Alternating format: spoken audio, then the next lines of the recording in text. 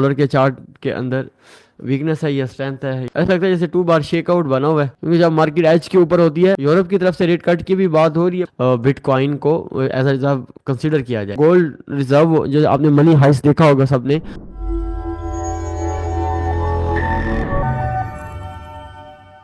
बिस्मिल्लाहिर्रहमानिर्रहीम। तमाम सोचने वालों को, सीखने वालों को, ढूंढने वालों को मेरा सलाम। आज के डेली एनालिसिस स्टार्ट करते हैं। पाकिस्तानी टाइम 9:50 हो रहे हैं, 4 मार्च है। मेरे सामने डॉलर का चार्ट है। डॉलर के चार्ट के अंदर वीकनेस है या स्ट्रेंथ है, यहीं से आज की इब्तदा करते हैं। देखें, मैंने पॉसिबल जो अच्छे लेवल हो सकते हैं वो इसके साथ ड्रॉ किए हैं, और ये एक फेक आउट दिया है। उसके बाद प्राइस ने पूरी ये कैंडल जो है वो नीचे शिफ्ट किया है, और इस सेलिंग के अंदर ओरिजिनल सेलिंग थी, बिल्कुल थी।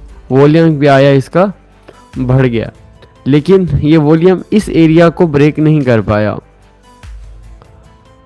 तो ऐसे केस में अब हमें क्या करना चाहिए कि हमें ये देखना है कि यार एक ये लेवल पड़ा है इधर इन एरियाज़ के ऊपर, यहाँ से हम डॉलर को सेल ही देखेंगे, तो डॉलर को बाय नहीं देखना। तो ये एक एनालिसिस थे। उसके बाद अब मैं उसके बाद सीधा 10 ईयर यील्ड की तरफ चला जाता हूँ। तो 10 ईयर यील्ड के अंदर भी साफ हम देख रहे हैं कि यार इसके अंदर सेलिंग है। अभी कुछ दिन पहले 10 ईयर यील्ड गिर रहे थे और डॉलर इंडेक्स ऊपर जा रहा था। तो मेरी सर अब्बास साहब से बात हो रही थी, तो सर ने कहा कि ये एक पेट रूल है कि डॉलर इंडेक्स को भी इसको फॉलो करना पड़ेगा। तो ऐसा ही हुआ कि 10 ईयर यील्ड पहले मूव कर गई और उसके बाद डॉलर मूव कर गया सेल के अंदर। तो बाकी हम स्टार्ट कर लेते हैं गोल्ड के। गोल्ड का क्या सिनेरियो बना हुआ है आज।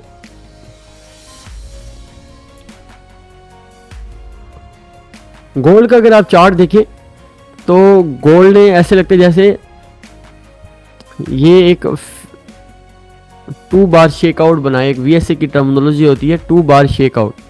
ऐसा लगता है जैसे 2 बार शेकआउट बना हुआ है। और अगर मैं कैंडल देखूं तो इस कैंडल पे वॉल्यूम जो है वो ड्रॉप हो गया है। इसको हम नो डिमांड भी कह सकते हैं। ओके, जब तक प्राइस या तो इसको ब्रेक ना करे या इसको नीचे ब्रेक नहीं करे तो कोई ट्रेड नहीं लेनी गोल्ड के अंदर। मैं अगर छोटे टाइम फ्रेम में अगर आपको दिखा दूं,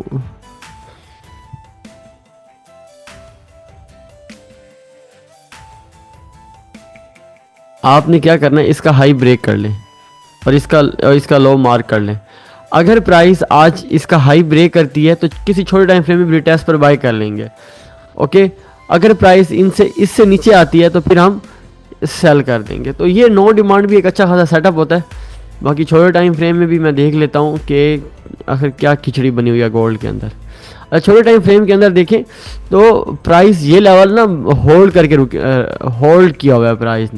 प्राइस ने यहाँ इस लेवल को ब्रेक किया था, उसके बाद इसको रिटेस्ट किया है और एक अच्छी मूव आई है। अगेन इस लेवल से जब ट्रंप और ज़ेलेंस्की का इशू आया है तब से मार्केट ने वो एक सेंटिमेंटल मूव भी पकड़ी हुई है। तो इस मूव के अंदर एक तो लेवल की वजह से भी स्ट्रेंथ आई है, और दूसरा इस मूव के अंदर जो दूसरी स्ट्रेंथ फैक्टर है वो सेंटिमेंट ऑफ होना है कि ज़ेलेंस्की जो है सीज़ फायर से पीछे नहीं हट रहा, तो उसका क्या रद्द-ए-अमल आता है।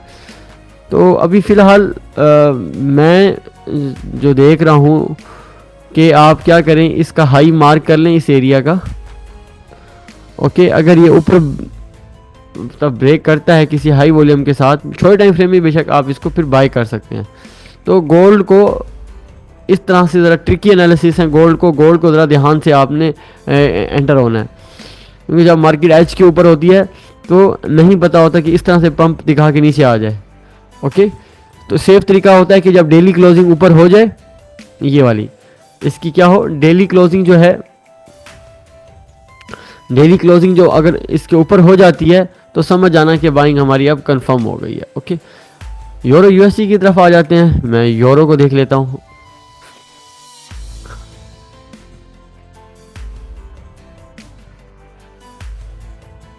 यूरो की कल सीपीआई पॉजिटिव आई है, वजह से यूरो के अंदर भी अच्छी खासी स्ट्रेंथ डेवलप हुई है। सेम वॉल्यूम तो आया है, क्लोज भी जो स्प्रेड है उसके अंदर डिस्टेंस भी अच्छा है, तो ये एक इंडिकेशन होती है कि यूरो के अंदर स्ट्रेंथ है। और ये सारी एक मशरूम शेप बना हुआ है, एक और ये इंडिकेशन दे रही है कि ये कि बहुत बड़ी बाइंग आने लगी है यूरो यूएसडी के अंदर भी। तो फिलहाल यूरो एक अपने एजिस के ऊपर खड़ा हुआ है, तो यूरो को यहाँ से बाय करना बेवकूफ़ी होगा। यूरो को कहाँ से बाय करना चाहिए, तो मैं उसके लिए कोई आपको एक अच्छा सा एरिया बता देता हूँ जहाँ से यूरो यूएसडी की आपके लिए एक अच्छी बाइंग हो सकती है।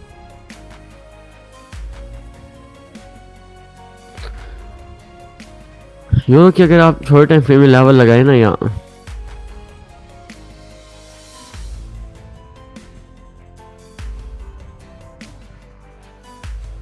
और यूरो के लेवल बनता है ये।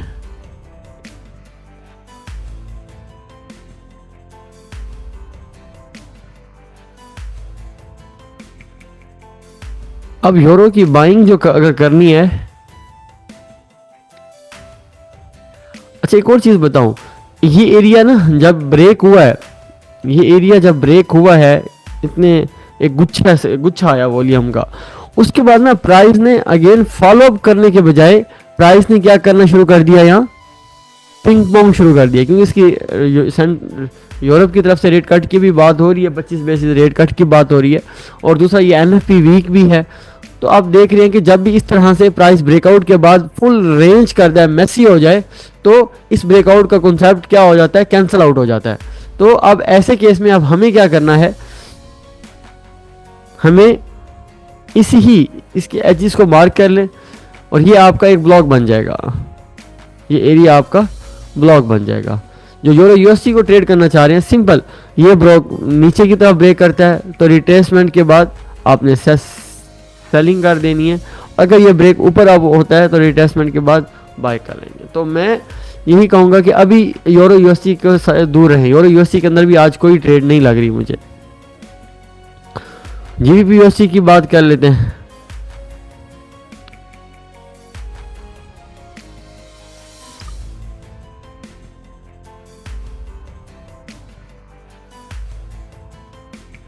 जीबीपी यूएसडी के अंदर सेम स्ट्रेंथ आई हुई है, लेकिन लेवल नहीं ब्रेक हुए, और प्राइस एक रेंज बिहेवियर हमें शो कर रही है।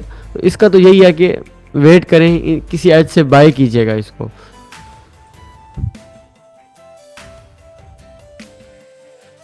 अच्छा जी, बीडीसी की बात कर लेता हूँ, आखिरी पेयर। कल ट्रंप ने ना एक बयान दिया है कि हम अपने रिजर्व, जैसे गोल्ड रिजर्व, जो आपने मनी हाइस्ट देखा होगा सबने, तो मनी हाइस्ट के अंदर आपने देखना, जब वो रॉबरी करने जाते हैं तो उससे देखते हैं कि यार बैंक ऑफ स्पेन ने बहुत बड़ी टनों की तादाद में गोल्ड रिजर्व रखे हुए होते हैं। इसी तरह कल ये बात कर रहा है कि हम क्या करेंगे, क्रिप्टो के रिजर्व रखने की बात हो रही थी। जैसे ही क्रिप्टो के रिजर्व की बात इस तरह से बात हो रही थी, तो ये एक मूव आई है। ये क्या हुई है, उस टाइम ये एक मूव आई है जब ट्रंप ने इस तरह से बात की। अब ये सारी मूव रिवर्स क्यों हुई है, कि जब इसने ये बयान दिया है, मैं वो न्यूज़ भी पढ़ता हूँ।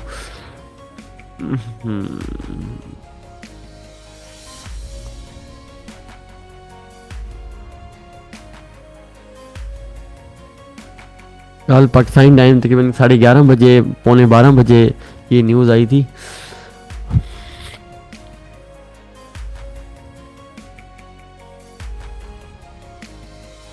जब भी आप किसी भी मूव के पीछे आपके पास रीज़न पता होगी ना, तो उस मूव के अंदर बैठना ना आप सबके लिए आसान हो जाएगा।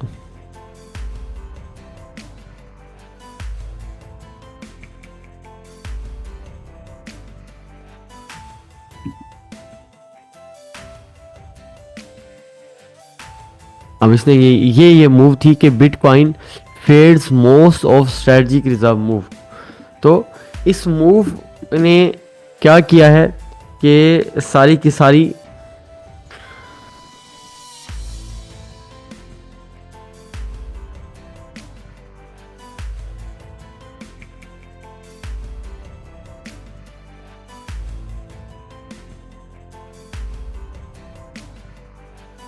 तो जब bitcoin fades most of strategic reserve pump के जब ये फेड्स का मतलब ये होगा कि वो अपनी बात से जो उसने करना चाह रहा था उसने नहीं किया, कि डिसअपेयर हो गया उस बात से, या वीकनेस आ गई इस बात के अंदर कि रिज़र्व पंप अपने रिज़र्व के अंदर, फेडरल रिज़र्व के अंदर जो है वो बिटकॉइन को एज अ रिज़र्व कंसिडर किया जाए। जब इस तरह से नहीं हुआ तो ये पूरी की पूरी मूव जो है वो रिवर्स हो गई है। तो इसके अंदर मैं अभी डेली चार्ट देखूं तो सीधी सीधी जो है बिटकॉइन के अंदर सेलिंग अपेयर हो रही है, और ये सेलिंग बड़ी दूर तक जाने लगी है। मतलब अगर कोई इस बाई के अंदर बैठा तो अपने एग्जिट करके अपनी ट्रेड को रिवर्स कर सकता है। देखें ये इसका एक एरिया पड़ा, तो आराम से ना मैं इसको यहाँ तक आता हुआ देख रहा हूँ। बिटकॉइन की जो सेलिंग ये है कि 2 बार अब थ्रस्ट बना हुआ है, ज़बरदस्त किस्म का ब्रेकआउट हुआ पड़ा है, पीछे इतनी बड़ी कंपेन है, तो वीएसए के मुताबिक इससे अच्छा सेटअप कोई नहीं होता। तो ये एक परफेक्ट सेटअप है तकरीबन आपको कि ये 2000 प्लस की मूव आज आ सकती है बिटकॉइन के अंदर। तो ये सबसे बेस्ट अपॉर्चुनिटी मुझे तो आज सिर्फ बिटकॉइन के अंदर ही लग रही है। बिटकॉइन के अंदर अच्छी अपॉर्चुनिटी है। तो उम्मीद है आज के एनालिसिस आपको पसंद आए होंगे। फिर मिलते हैं नेक्स्ट टॉपिक में। अपना बड़ा ख्याल रखिएगा। Take care. अल्लाह हाफिज़।